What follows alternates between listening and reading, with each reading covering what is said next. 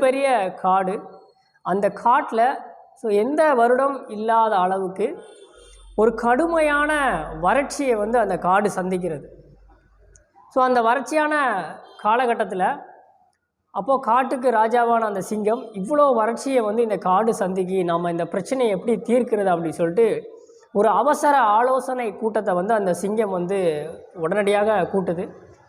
அதில் எல்லா விலங்குகளுக்கு இருக்கக்கூடிய தலைமை எல்லாரும் அந்த கூட்டத்துக்கு வந்துடுறாங்க. அப்போ சிங்கம் இந்த மாதிரி வறட்சி காலமாக இருக்குது, இந்த வறட்சியிலேருந்து நாம் மீள்றதுக்கு ஏதாவது ஒரு யோசனைகளை நீங்கள் சொல்லுங்கள் அப்படின்னு சொல்லி அந்த சிங்கம் கேட்கு.